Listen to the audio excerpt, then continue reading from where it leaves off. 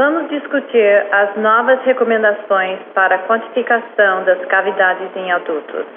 Eu sou a doutora Vera Rigolin, da Northwestern University em Chicago, nos Estados Unidos, e eu sou a vice-presidente da Sociedade Americana de Ecocardiografia.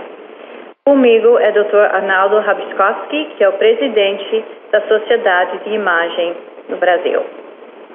Essa apresentação, na verdade, foi cedida a nós pela Sociedade Americana de Cardiografia, e essa apresentação originalmente foi produzida pelo Dr. Robert Lang, que é professor de medicina da Universidade de Chicago. Quais são os objetivos do estudo? Bom, definir as novas atualizações em quantificação das cavidades do ventrículo direito e esquerdo, reconhecer modelos de segmentação e perfusão, identificar os pontos fortes e limitações atuais nos cálculos volumétricos das câmaras no tridimensional, assim como do strain global longitudinal para avaliação da função sistólica dos ventrículos esquerdo e direito. 4. Explicar a forma correta de como medir os átrios esquerdo e direito.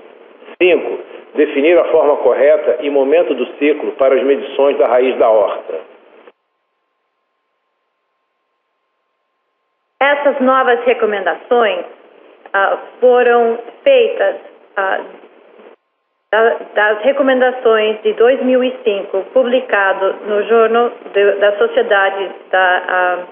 Sociedade Americana de Ecocardiografia. Então, Vera, na verdade, essas recomendações foram atualizações, né, desse guideline das recomendações prévias de 2005, né? Exatamente.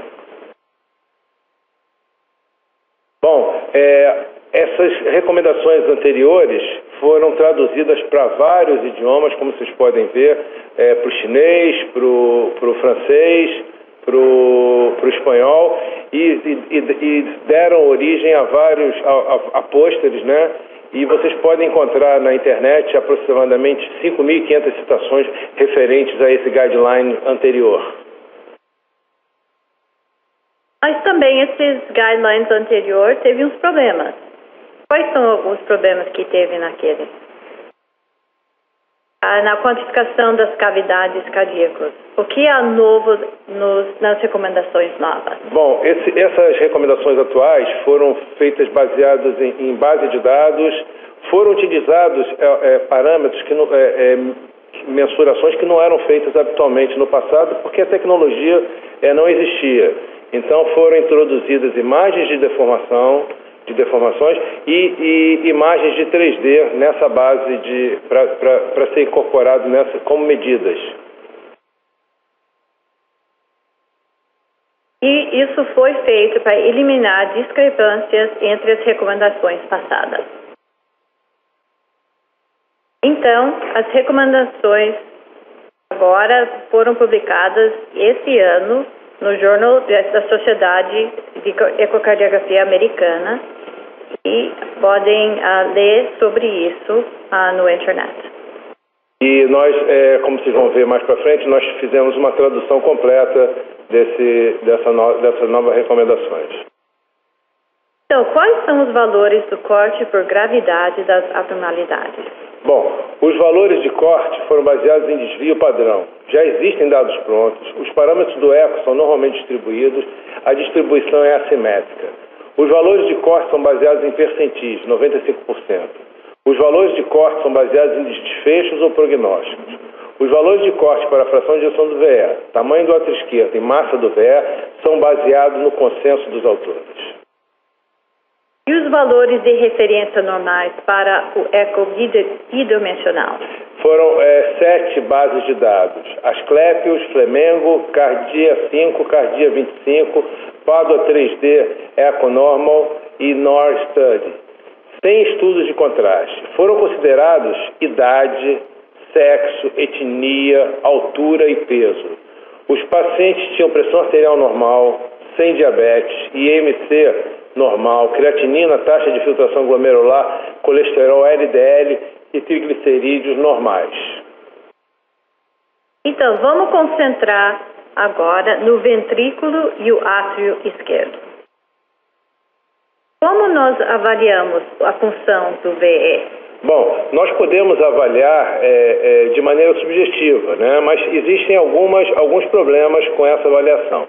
Em primeiro, como nós já falamos, ela é uma avaliação subjetiva, ela depende da experiência do examinador, não existe uma padronização, existe muita variabilidade entre intra e interobservador.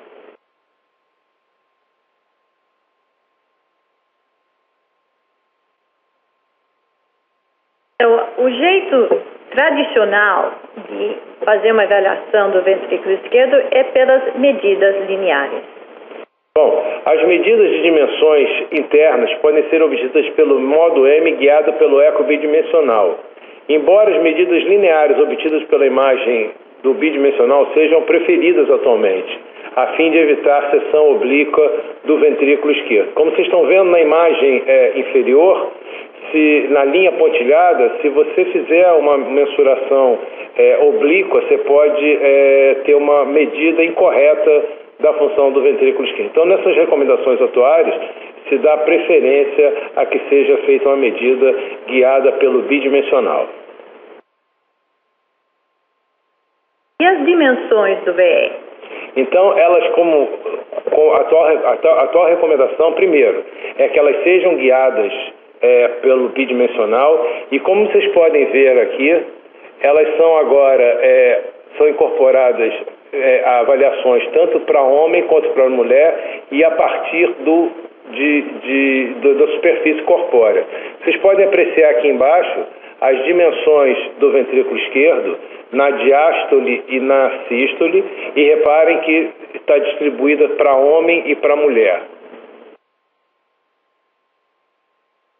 E as dimensões do VE com correção do superfície corpóreo? Então, vocês podem ver na parte superior do slide que os valores normais para homem podem ser corrigidos tanto para homens quanto para mulher, na verdade são corrigidos para a superfície corpórea, e o diâmetro diastólico do VE no homem considerado normal é de 2,2 a 3, levemente aumentado 3,1 a 3,3, moderadamente aumentado 3,4 a 3,6 e gravemente aumentado quando for maior que 3,6.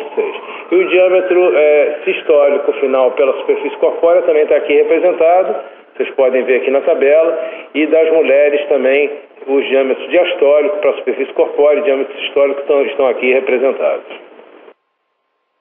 E as medidas volumétricas do ventrículo esquerdo? Bom, as medidas do volume do VE são feitas usando o eco bidimensional e o eco tridimensional. Os cálculos de volumes a partir de medidas lineares podem ser imprecisos, pois ele se baseia na suposição de uma forma geométrica fixa do ventrículo esquerdo, como sendo um elipsoide prolápio, o que não se aplica em uma variedade de patologias cardíacas. Então, a recomendação é que não se use mais a tradicional forma de cálculos de volumes através do modo M. Então, as medidas volumétricas do ventrículo esquerdo, quais são os métodos que nós podemos usar agora? Bom, existe o método dos somatórios de disco planar. Ele, na verdade, ele corrige aquelas distorções da forma. Ele assume menos formas geométricas comparada com dimensões lineares. Mas qual é o problema? O ápice frequentemente fica encurtado.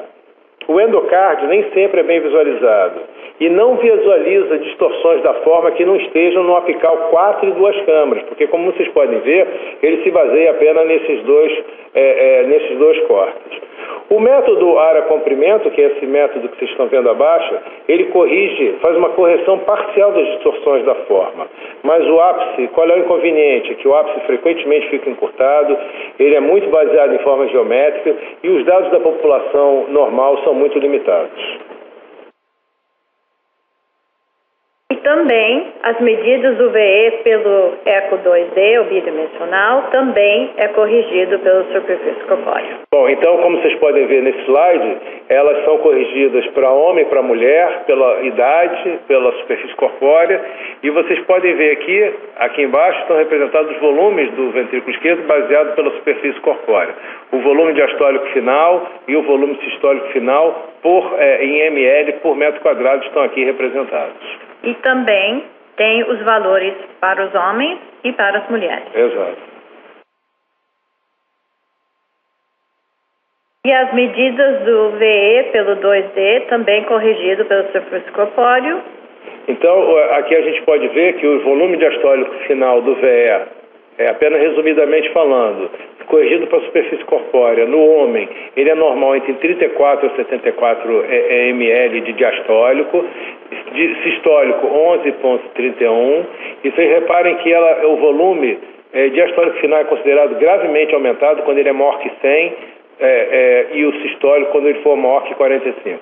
Na mulher, o volume diastólico final corrigido pela superfície corpórea é considerado normal, entre 29 a 61 ml e muito aumentado quando ele for maior que 80 ml por metro quadrado.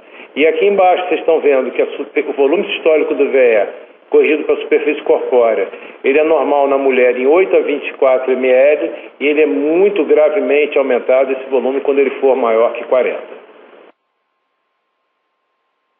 Também podemos medir o volume do VE usando o eco 3D. Perfeito. Aqui vocês estão vendo, nesse slide, a representação do volume do ventrículo esquerdo e os limites máximos do normal, do volume diastólico final. Do volume diastólico final para o homem é de 79 ml por metro quadrado e para a mulher 71 ml por metro quadrado. Enquanto o volume sistólico final, novamente repetindo, no 3D, é 32 ml por metro quadrado para homem, 28 ml por quadrado, ml por metro quadrado para mulher. Então, o que se recomenda é que em laboratórios com experiência em eco tridimensional, as medidas e volumes do VE sejam reportadas no 3D, sejam reportadas nos laudos, dependendo, é óbvio, da qualidade da imagem e da cooperação do paciente para se obter volumes precisos. Então, não é todo laboratório que deveria usar esse método? Não, só se você realmente tiver disponível o eco tridimensional e o paciente for cooperativo, é bom de fazer uma boa análise desses volumes no tridimensional. E a fração de gestão do VE é uma das medidas mais comuns que nós fazemos no eco, mas também tem as suas limitações. Pois é, ela é sujeita a pré-carga, frequência cardíaca, pós-carga e contratilidade. Então a gente tem que ter sempre isso em mente quando a gente vê seriadamente um paciente e analisa a sua fração de ejeção.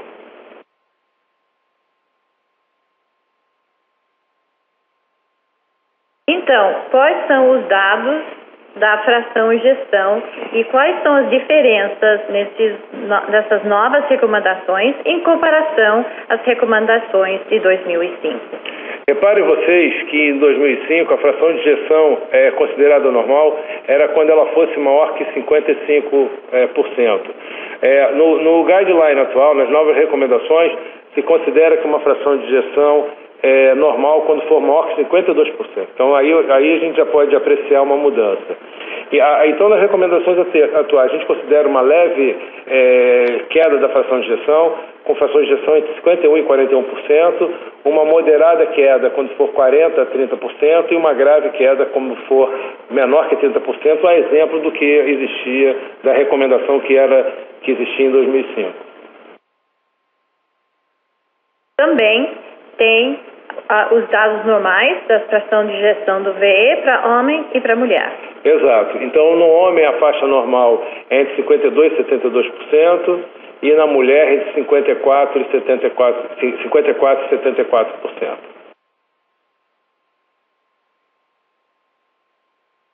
Então, o strain global longitudinal do VE é uma técnica nova agora, não é? Exato. Essa técnica, né, que é uma técnica relativamente nova, então foi incluída agora no guideline de 2015, né?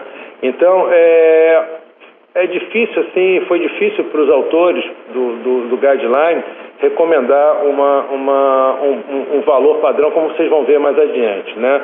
Mas o strain global longitudinal pico na faixa de menos 20% pode ser esperado em indivíduos normais. E ele tem um potencial de uso muito grande. Nos pacientes com estenose aórtica de baixo fluxo, conhecida como low flow, low gradient, né?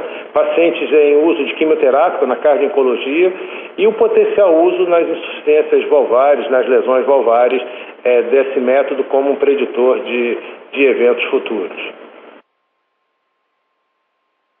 Mas também tem suas limitações. Como nós falamos no slide anterior, é consenso entre os membros do comitê que as diferenças entre equipamentos e os pacotes de softwares ainda são grandes para que se possa recomendar valores de referências universais e limites inferiores do normal, a fim de fornecer valores de referência. Então, o que a gente está vendo é que a tendência da indústria tentar homogeneizar esse parâmetro e pode ser que no futuro breve nós tenhamos uma resposta para esses valores padrões.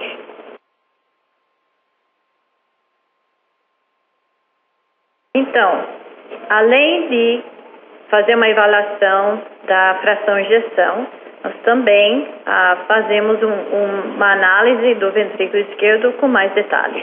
Sim, na verdade pouca coisa mudou em termos de nomenclatura das paredes e da avaliação da contratilidade segmentar. Então a gente considera quando for uma contração normal ou hipercinético, 2, quando for uma contração hipocinética, houver redução do espessamento da parede, 3, quando houver acinesia ou ausência ou mínimo espessamento, e 4, discinético, quando houver afinamento ou estiramento sistólico daquela parede.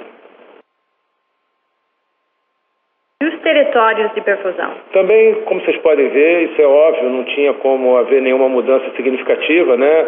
Aqui vocês podem ver a representação das coronárias, e os respectivos segmentos que são perfundidos pelas coronárias. É óbvio, não houve nenhuma modificação e essa nomenclatura, então, foi mantida. Bom, Arnaldo, vamos fazer um exercício. Quais das seguintes não é causa do aumento do átrio esquerdo? A. Doença da válvula mitral. B. Miopatia atrial. C. Disfunção diastólica. Ou D, doença da válvula tricúspide? Bom, Vera, a resposta é bastante óbvia, né? Doença da válvula tricúspide. Porque o aumento do átrio esquerdo reflete o aumento da tensão da parede como resultado de uma pressão cronicamente elevada do átrio esquerdo, que pode ser devida à insuficiência e estenose mitral. Mas também um comprometimento da função atrial esquerda, secundária a uma miopatia atrial, pode levar à dilatação do átrio esquerdo. A dilatação do átrio esquerdo também é um marcador de cronicidade da disfunção diastólica. Qual a importância do tamanho do átrio esquerdo? Bom, quando a gente observar num paciente que o tamanho do átrio esquerdo é normal, a gente tem certeza que não existe elevação crônica da pressão de enchimento. Por outro lado, um átrio esquerdo dilatado, ele é um marcador que existe elevação crônica da pressão de enchimento. Mas esse paciente pode ter uma pressão de enchimento atrial esquerda ou do ventrículo esquerdo elevada por longo tempo, mas a gente não pode ter certeza de como está o paciente naquele momento sem o uso concomitante dos achados do Doppler. Então, existe o átrio esquerdo dilatado, existe elevação crônica da pressão de enchimento, mas não se pode discernir as pressões atuais de enchimento sem os achados adicionais do Doppler.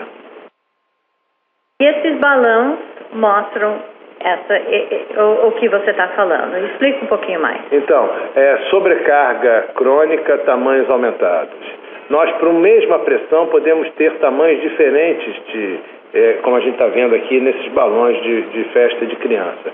E podemos ter mesmo tamanho com pressões diferentes. Então, vamos discutir um pouquinho como medir o tamanho do átrio esquerdo. A tradicional é a de usar a dimensão linear. Então, essas novas recomendações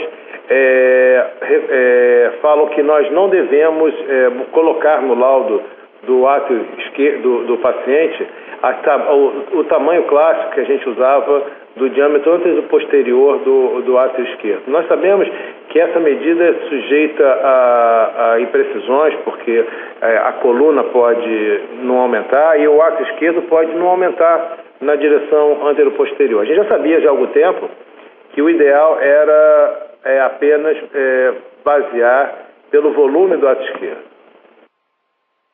Então, se o volume do átrio esquerdo é a medida importante, é importante também medir direito. E como é que faz? Bom, então, a exemplo de quando a gente vai fazer o cálculo da fração de ejeção pelo corte apical 4 câmaras, né? A gente vai usar os cortes apicais para fazer a mensuração do volume do átrio esquerdo e a gente tem que tomar cuidado também para não encurtar o átrio esquerdo. E essa medida é feita na sístole final do ventrículo esquerdo, tá? Então vocês estão vendo aqui à direita representada a planimetria e o eixo longo do átrio esquerdo. Então, para fazer o medido do átrio esquerdo certo, às vezes tem que fazer uma imagem especial do átrio esquerdo e não necessariamente usar a imagem que foi feita para medir o ventrículo esquerdo. Exato, para medir a fração de ejeção do ventrículo esquerdo.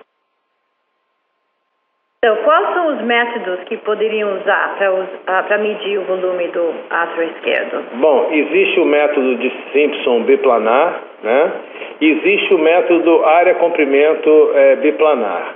E, como vocês estão vendo aqui representados, né? Bem representados, e existe um potencial uso do eco tridimensional para avaliação do volume do átrio esquerdo. Mas o problema do eco tridimensional apresentando o volume do átrio esquerdo é que a gente ainda não existe dados estatísticos e valores de normais na literatura para poder usar como de rotina essa mensuração. Então, entre os dois métodos do eco biplanar, eles são os mesmos dados? Não, vocês reparem aqui nesse gráfico aqui que existe uma dispersão e existe uma variação entre os métodos de Simpson biplanar e o método de área comprimento biplanar. Eles não necessariamente dão o mesmo volume do átrio esquerdo.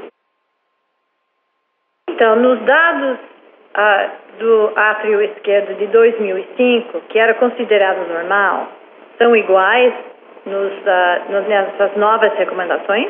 Não.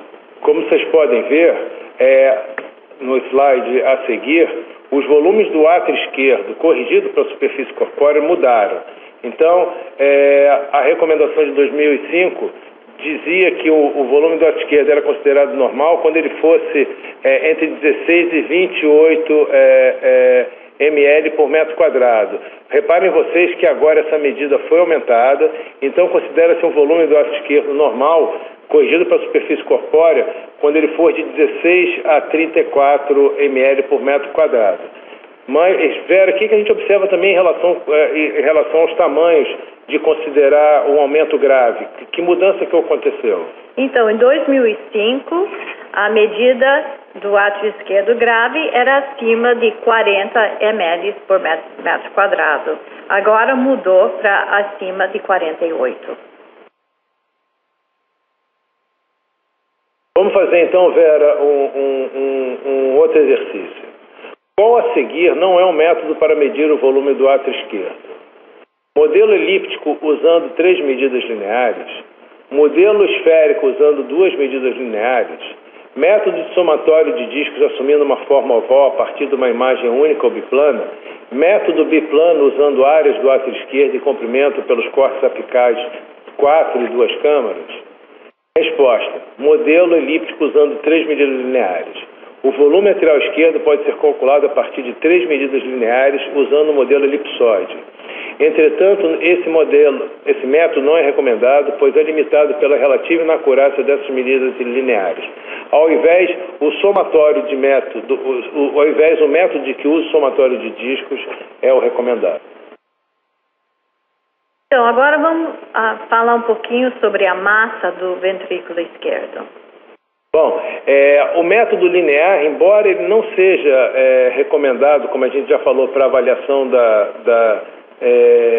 dos volumes do ventrículo esquerdo, no cálculo da massa do ventrículo esquerdo, ele ainda pode ser utilizado, porque existem muitos valores na literatura que corroboram e muitos estudos que corroboram. E a gente pode usar também o método pelo bidimensional, né, como vocês estão vendo aqui representado.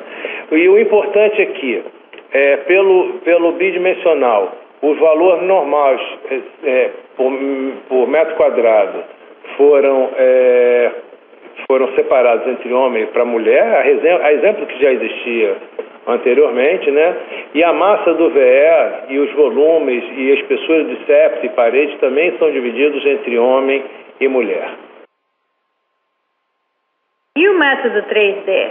Pode usar esse método para medir a massa? Esse é um método com bastante potencial. E ele é uma medida direta, e ele não assume nenhuma forma elíptica sobre a forma da cavidade ou a distribuição da hipertrofia.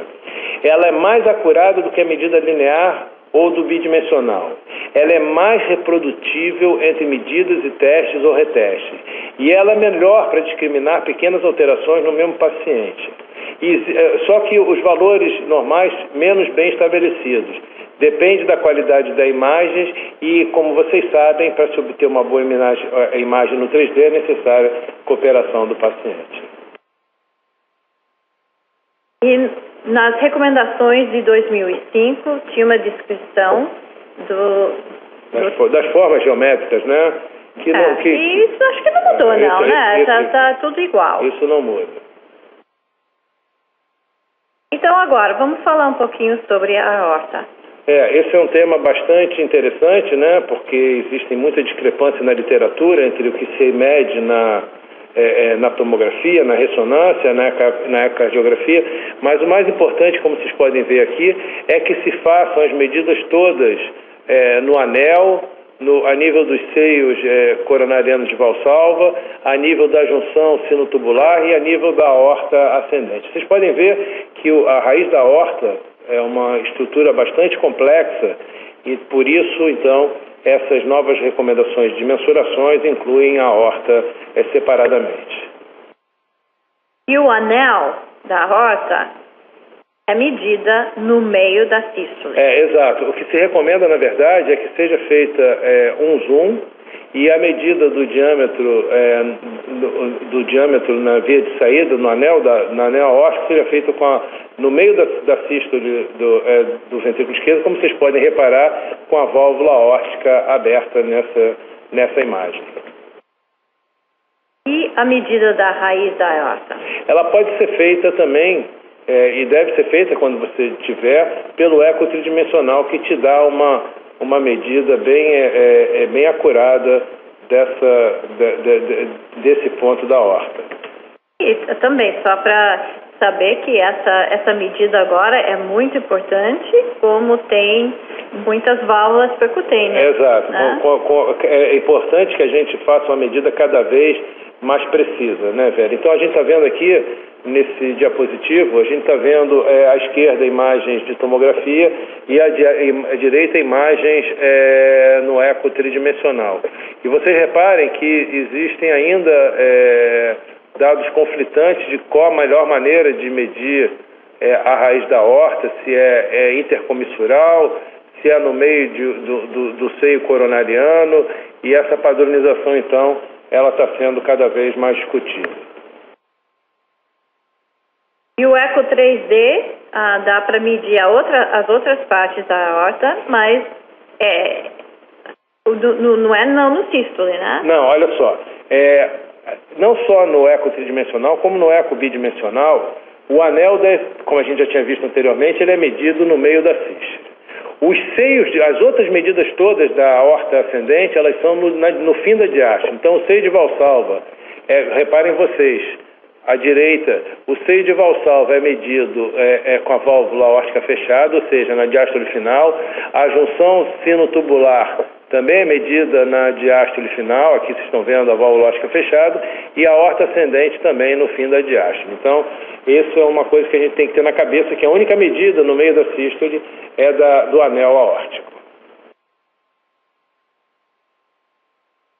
Quais são os dados normais da medida do seio da Valsalva? Bom, essas medidas já existiam, como vocês podem ver nesse gráfico, elas variam o tamanho dos seios de Valsalva em relação à superfície corpórea e a faixa etária do paciente. Se for criança e adolescente, no meio se for adulto entre 20 e 39 anos, e à direita se for adulto maior que 40 anos. Agora vamos mudar nossa atenção e discutir o ventrículo e o átrio direito. Bom, esse é um tema bastante interessante, Vera, e é interessante que cada vez mais o ventrículo direito era, há alguns anos atrás, o ventrículo esquecido, e cada vez mais está se dando ênfase, porque sabe-se o valor prognóstico dessa cavidade. Então, E a anatomia? Vamos discutir primeiro a anatomia do ventrículo direito. A anatomia é diferente do ventrículo esquerdo, porque ele é uma forma complexa, increscente, né? É uma câmara complacente, cuja parede é fina.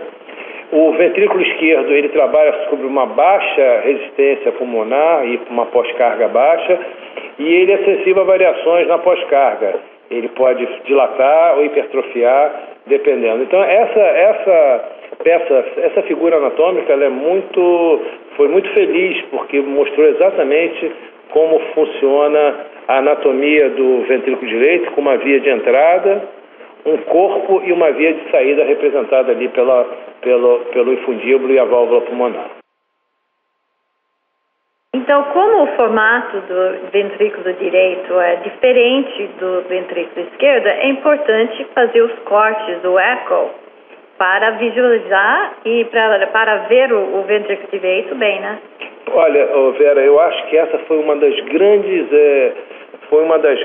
atenções que a recomendação de 2015 fez. Porque reparem vocês, à esquerda, no corte apical 4 câmaras, você praticamente não vê o ventrículo direito. Então, eles criaram a imagem apical 4 câmaras focada para o ventrículo direito. Aqui no meio vocês estão vendo, né? É uma focada para a direita e uma outra uma 4 câmaras modificada para o VD que procura ver o ventrículo direito em sua totalidade. E esses cortes modificados, eles são ainda mais importantes, né? Ou tão importantes quando você vai estudar o eco tridimensional, que você precisa ter uma boa visualização de todo o ventrículo direito, o que não era possível com o corte apical 4 câmaras, que excluía boa parte do ventrículo direito. E aqui também mostra a diferença na visualização do ventrículo direito dependendo do corte. Exato. À esquerda vocês estão vendo no apical 4 câmaras convencional, o tamanho, a forma e função do VD e o AD são variáveis, né? No meio, a maior dimensão do eixo pequeno do VD no segmento basal e à direita, no apical 4 câmaras modificado para o VD, parede lateral do VD bem visualizada, distância máxima longitudinal do ventrículo direito. E as dimensões lineares do VD? Pois é, a gente pode e deve fazer também cálculo das dimensões lineares do ventrículo direito aqui nos cortes do ventrículo direito modificado, dando ênfase ao ventrículo direito. A gente tem aqui um eixo aqui ao nível da base da válvula tricúspide, e aqui no meio do ventrículo esquerdo, aqui estão representados os valores normais. A gente pode medir na via de saída do ventrículo direito, né? Ou pode medir também no corte parasternal, ou a gente pode medir na via de saída do ventrículo direito, e aqui ao nível, ou melhor, aqui no traço de saída, proximal e distal. Foi feita agora então essa diferenciação, e aqui estão as medidas representadas aqui em relação ao eixo curto. Então a gente deve medir no corte apical modificado, no corte parasternal e no corte a nível do eixo curto. também podemos medir a espessura da parede do VD. Como é que faz isso? Bom, o ideal é que a gente faça pelo um corte subcostal, é feito um zoom abaixo da válvula tricúspide. A gente deve excluir o trabeculado, os músculos papilares e gordura pericárdica. E o valor normal é em torno de 4 milímetros. E a função sistólica longitudinal do VD? Bom, é interessante, Vera, porque, como a gente comentou anteriormente, né, a preocupação de não esquecer de avaliar a função do ventrículo direito. Habitualmente não se fazia de rotina.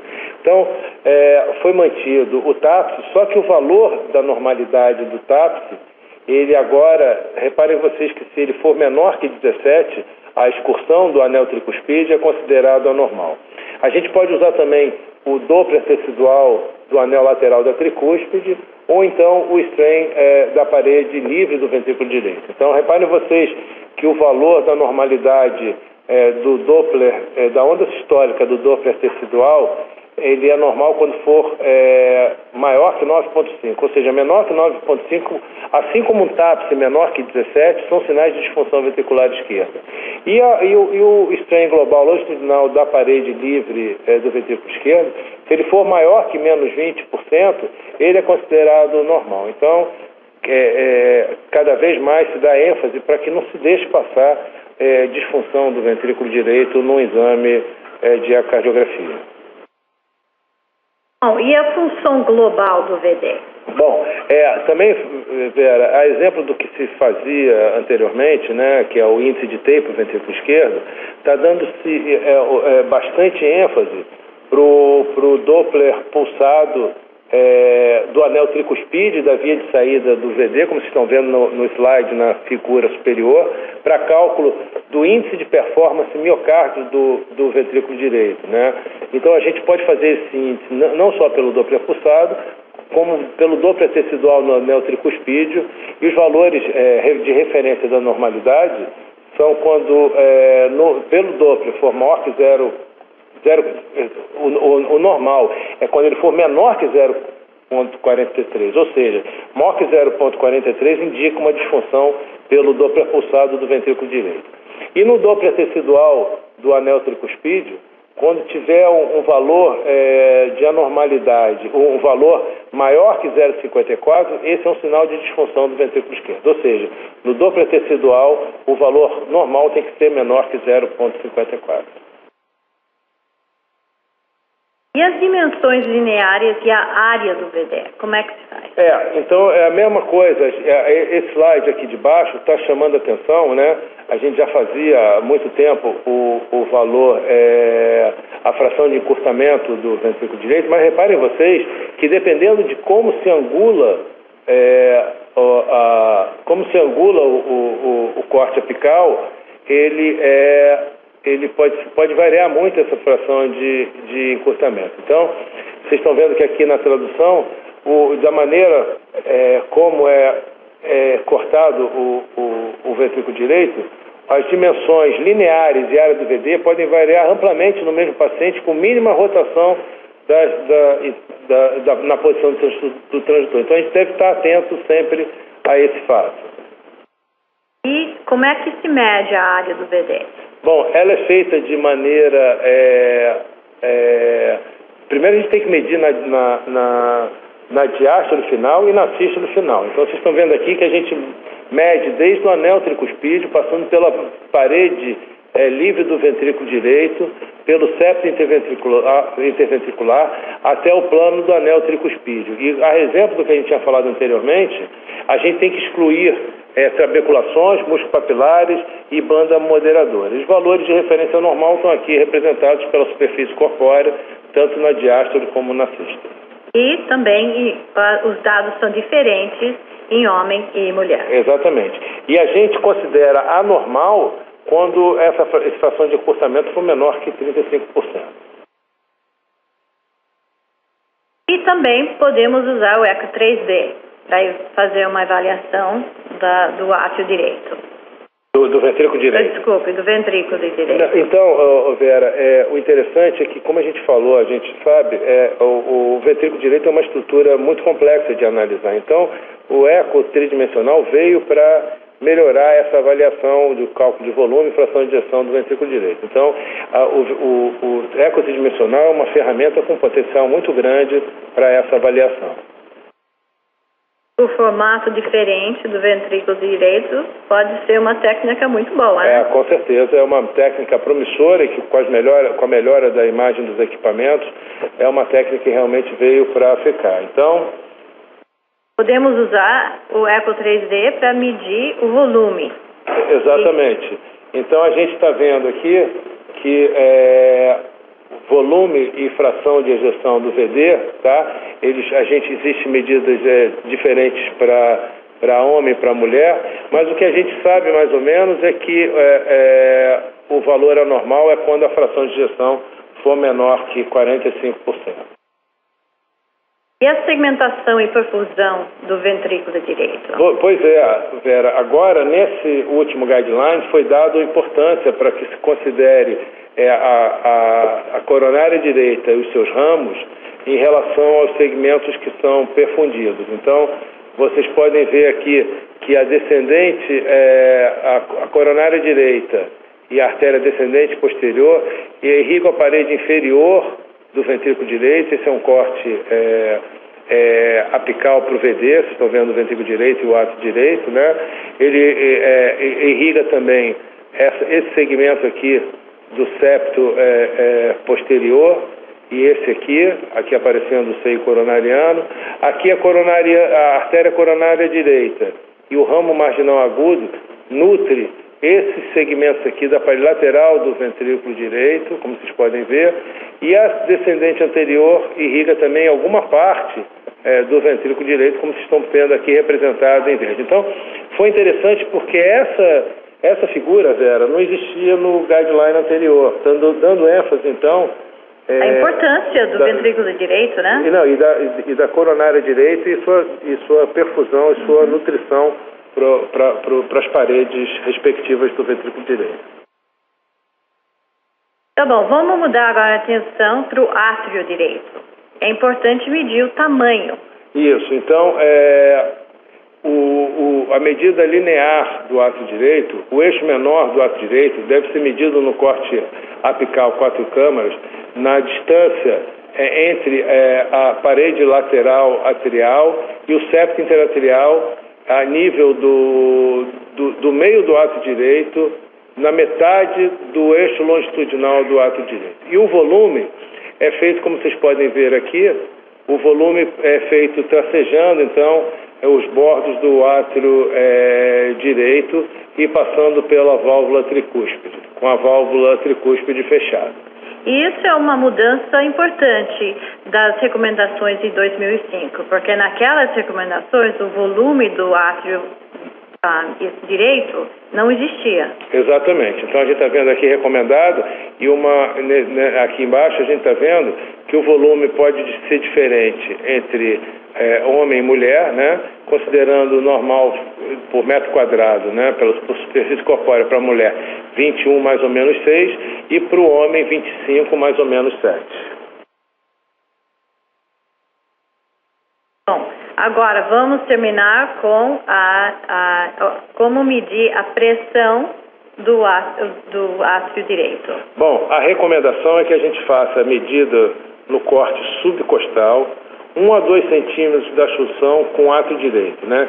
E através do índice de colapsabilidade, a gente estima a pressão no átrio direito. Então, quando a veia cava for menor que 2,1 e houver mais de 50% de colapso, nós estimamos uma pressão do átrio direito em torno de 3 milímetros de mercúrio. Quando for maior que 2,1 por centímetro e houver mais de 50% de colapso, a pressão no átrio direito deve ser estimada em 8 milímetros. Quando for menor que 2,1 e houver menos de 50% de colapso, a pressão do átrio direito a gente estima em 8 milímetros de mercúrio. Quando for maior que 2,1 e tiver menos de 50% de colapso, a pressão no átrio direito, então, a gente estima em 15 milímetros de mercúrio. Então, para mais informação sobre essas recomendações, o artigo completo está publicado nesse ano no Journal da Sociedade Americana de Ecoradiografia. E também está na página, né, Vera, da Sociedade Americana, na página gratuita, qualquer um pode ter. Qualquer um pode ter acesso a isso. E bacana, né, Vera, que agora a gente tem traduzida, foi uma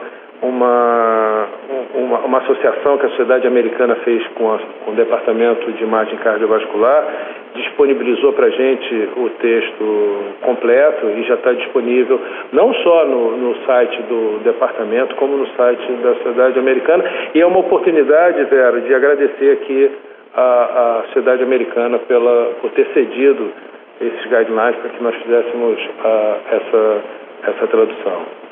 E aonde que o pessoal pode ter acesso a isso? Não, a gente pode ter acesso também na página do departamento, que é dicsbc.org, né? Ela está publicado na íntegra, e também na página da internet da Sociedade Americana existe uma seção que está específica para os guidelines traduzidos, estão traduzidos em vários idiomas, né, Vera? Tá certo. Então, todo mundo tem acesso. E aqui vocês podem ver que já tem os pôsteres já estão disponíveis, e mais uma vez, mais um agradecimento, porque a Sociedade Americana forneceu não só esses pôsteres, como outros pôsteres, e já está acessível na nossa página da internet, pode baixar, e o Departamento de Imagem Cardiovascular distribuiu gratuitamente para os sócios. Mais uma coisa, tem o app que você pode usar no telefone. Pode usar. E eu uso todo dia quando eu trabalho no nosso laboratório de eco. E vocês estão vendo aqui, essa é o exemplo, é o nosso pôster traduzido. Reparem vocês que tem o logotipo da Sociedade Americana e do nosso departamento, e já está então disponível. Esse é o das cavidades esquerdas, o da direita está recém-pronto e já está sendo distribuído para os nossos sócios. Obrigada pela atenção e espero que todos usam essas novas recomendações. Olha, gente, muito obrigado. Novamente agradecendo a Sociedade Americana, e eu acho que essa sessão vai ter um importante papel na padronização dessas medidas, não só no Brasil e nos Estados Unidos, como no mundo todo. Vera, muito obrigado. Obrigada, Arnaldo.